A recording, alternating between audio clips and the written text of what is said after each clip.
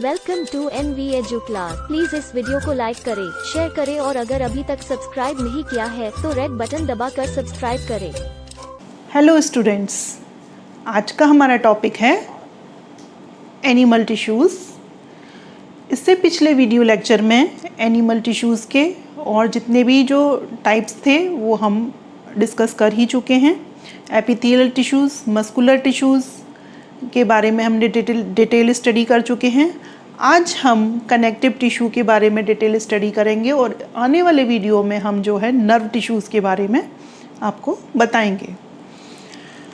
Animal tissues में आज हम वास्कुलर टिश्यूज़, जिनको कि हम फ्लूइड टिश्यू, कनेक्टिव टिश्यू के नाम से भी जानते हैं। किसी बुक में आपको कनेक्टिव टिश्यू मिलेगा, किसी में फ्लूइड टिश्यू को इसका नाम देंगे और किसी में इसको वास्कुलर टिश्यू कहेंगे। ये जो होते हैं वो टू टाइप्स के होते हैं, ब्लड और लिम्फ।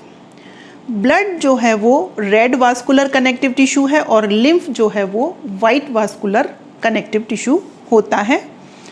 ब्लड जो है वो ब्लड वेसल्स में पाया जाता है, बनता है, और लिम्फ जो है वो लिम्फ वेसल में होता है। ब्लड की जो pH होती है वो 7.4 होती है, यानी वो एल्कलाइन इन नेचर होता है, ओपेक होता है, ट्रांसपेरेंट नहीं होता है, क्योंकि इसके अंदर ब्लड कार्पल्स पाई जाती हैं। Blood is formed of two components. यह टू कंपोनेंट से मिलकर बनता है। प्लाज्मा जो कि इसका लिक्विड पार्ट है और ब्लड कार्पल्स जो कि वो इसका सेल्यूलर पार्ट है। यानी इसका हम कह सकते हैं कि ब्लड जो है टू कंपोनेंट से मिलकर बना होता है, जिसमें कि उसका फर्स्ट पार्ट जो होता है, एक पार्ट जो है वो लिक्विड होता है, second part is cellular part. Plasma जो है वो वाटर, मिनरल, सॉल्ट और प्रोटीन से मिलकर बनी होती है। प्लाज्मा एक लिक्विड पार्ट है और उसमें 90 to 92% जो है वो वाटर होता है, 1 to 2% मिनरल्स होते हैं, सॉल्ट होता है NaCl, प्रोटीन्स होती हैं 6 to 8%। अब इसमें सॉल्ट पाया जाता है। सॉल्ट क्या होता है? नमक, सोडियम क्लोराइड।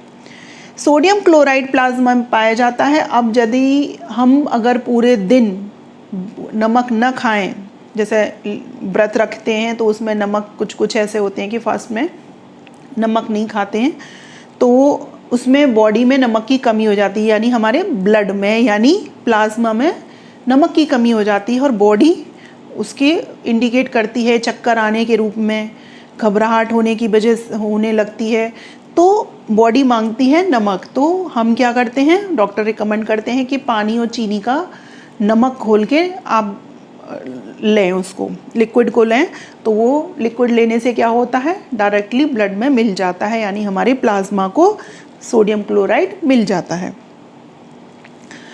अब इसमें जो प्रोटीन्स होती हैं वो होती हैं ग्लोब्यूलिन्स, फाइब्रिनोजिन और प्रोथम्बिन।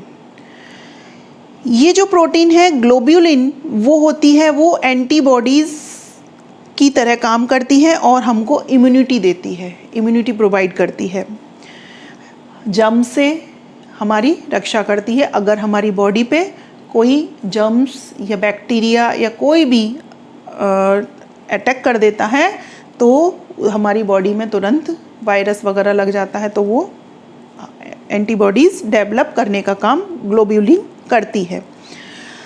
प्रोथम्बिन और फाइब्रिनोजिन जो होती हैं ब्लड को जमाने का काम करती हैं, help in blood clotting, blood को जमाने का काम करती हैं। वो किस तरीके से है कि अगर चोट लग गई बॉडी में किसी तरीके से, तो अगर इनमें फाइब्रिनोजिन और प्रोथम्बिन में कोई कमी आ गई है या नहीं बन रही हैं, तो ब्लड रुकेगा ही नहीं, ब्लड जमेगा ही नहीं, ब्लड बहता रहेगा और एक टाइम ऐसा आएगा कि बॉडी में जो है ब्लड की कमी हो जाएगी। तो फाइब्रिनोजिन और प्रोथम्बिन ब्लड को जमाने का काम करती हैं, यानी ब्लड क्लॉटिंग में हेल्प करती हैं। अगर प्लाज्मा से फाइब्रिनोजिन को रिमूव कर दिया जाए तो प्लाज्मा में जो बचा हुआ बचेगा, फ्लूइड बचेगा, उसको हम कहते हैं सीरम। ब्लड के फंक्शन क्या क्या हैं?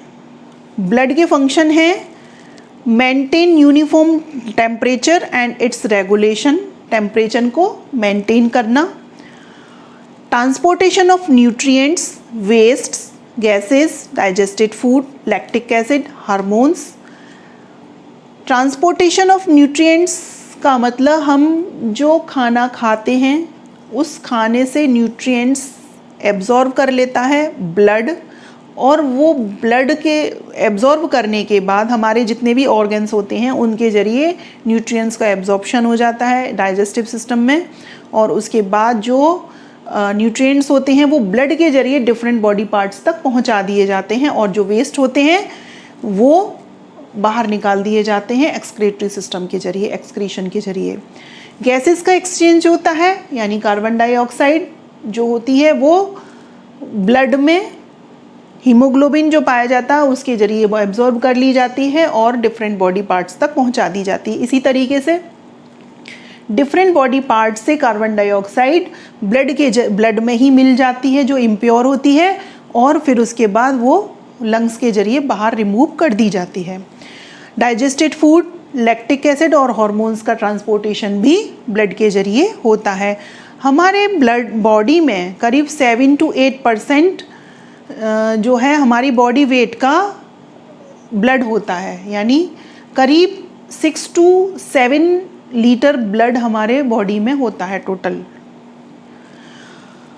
ये तो हमारा हुआ ब्लड के बारे में, ब्लड के फंक्शन के बारे में। ब्लड में प्लाज्मा, ब्लड के 2 टाइप्स के 2 कंपोनेंट्स पाए जाते हैं। इसकी पीएच जो 7.5 होती है।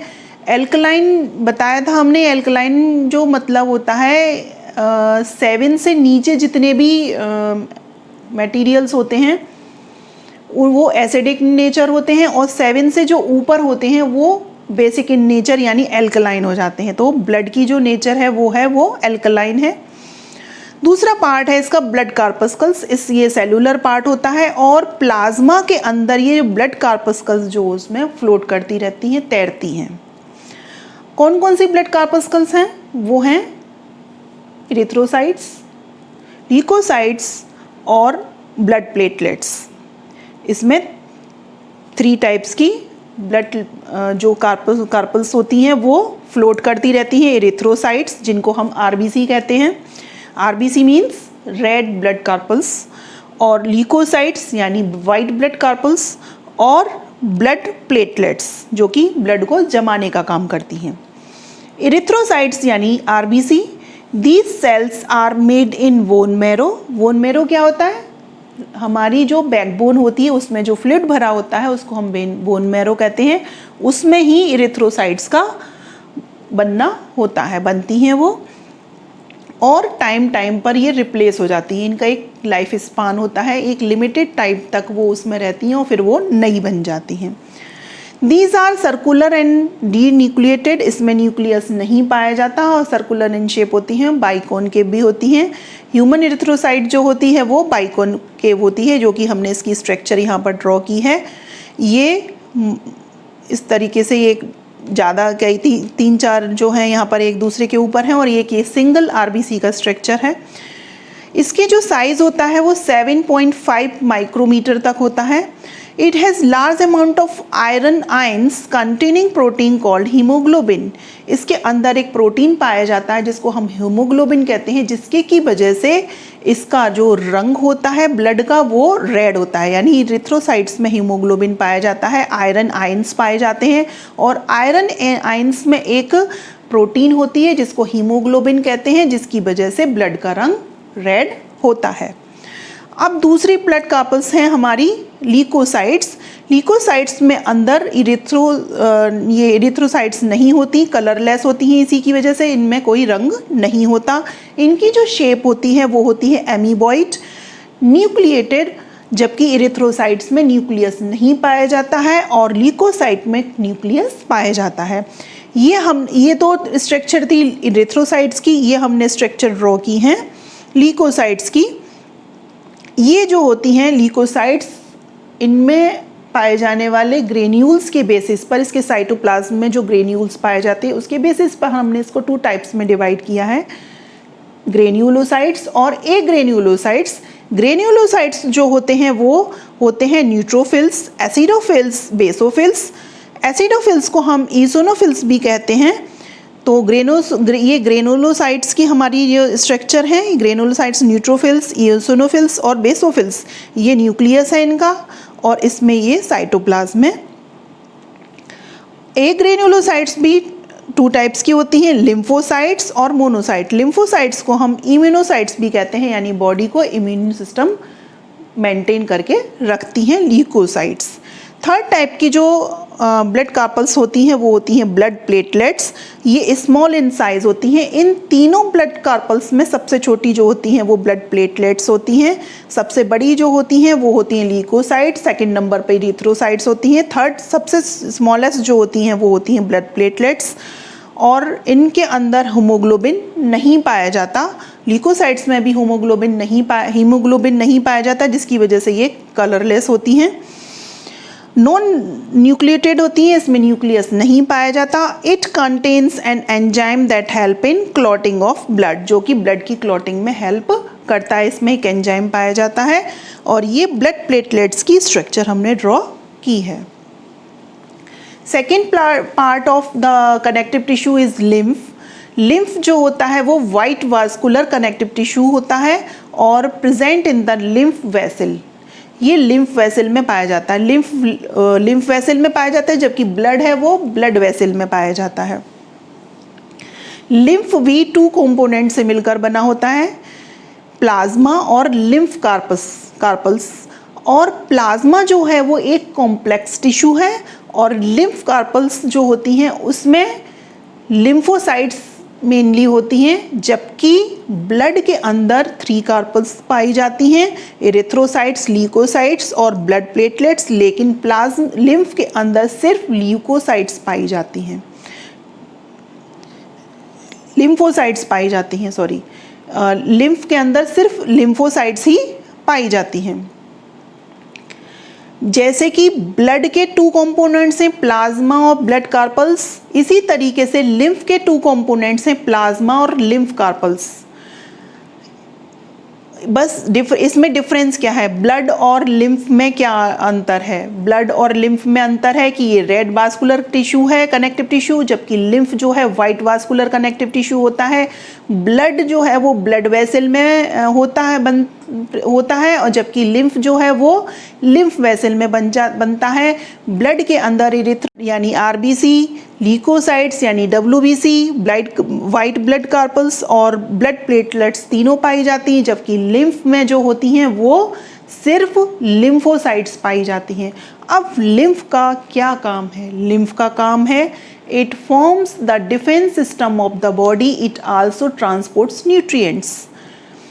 ये एक डिफेंस सिस्टम प्रोवाइड करता है बॉडी को, क्योंकि इसमें अधिकतर जो है लिम्फोसाइट्स पाई जाती हैं। लिम्फोसाइट्स जो होती हैं वो जम्स को, बैक्टीरियाज को, या हमारी बॉडी के अंदर कोई भी एंटर कर जाता है उसको एनगल्फ कर लेती हैं, उसे खा जाती हैं, उसको डिस्ट्रॉय कर देती हैं। इसीलिए एक तरीके का ये डिफेंस सिस्टम प्रोवाइड करती हैं बॉडी को। ये जो है वो ट्रांसपोर्टेशन ऑफ द न्यूट्रिएंट्स में भी हेल्प करती हैं। एक तरीके से ये middle man between the blood and the body cell के बीच में मिडिल मैन का काम करती हैं, बॉडी एंड द ब्लड के बीच में। तो ये तो हुआ आज हमारा different types of connective tissue. Connective tissue को हम फ्लूइड टिश्यू भी कहते हैं। ये 2 टाइप्स के होते हैं, ब्लड और लिम्फ। इसके स्ट्रक्चर, इसके फंक्शन, इसके टाइप्स, इसमें कौन कौन सी ब्लड कार्पल्स पाई जाती हैं, और जो ल्यूकोसाइट्स होती हैं वो कितनी टाइप्स की होती हैं, उनके बारे में पढ़ा हमने। Difference in between blood and lymph, और इन दोनों के फंक्शन के बारे में पढ़ा। नेक्स्ट वीडियो लेक्चर में हम जो है नर्व टिश्यू के बारे में पढ़ेंगे, जो कि 4th part of animal tissue है। एनिमल टिश्यू के 4 पार्ट हैं। आज हमने 3rd पार्ट पढ़ा। इससे पहले एपिथेलियल टिश्यू और मस्कुलर टिश्यूज़ की डिटेल स्टडी हम कर ही चुके हैं। इन वीडियोस से रिलेटेड, इन लेक्चर से रिलेटेड आपको कोई भी डाउट हो, कोई क्वेरी हो, कोई चीज़ समझ में नहीं आ रही हो, आप हमें कमेंट बॉक्स में जाके कमेंट करें। कुछ भी आप हमसे पूछ सकते हैं और हमारी वीडियोस को आप लाइक करें, शेयर करें, सब्सक्राइब करें और बेल आइकन दबाना ना भूलें, जिससे कि आने वाली वीडियोस की नोटिफिकेशन आपको लगातार मिलती रहे। Thank you.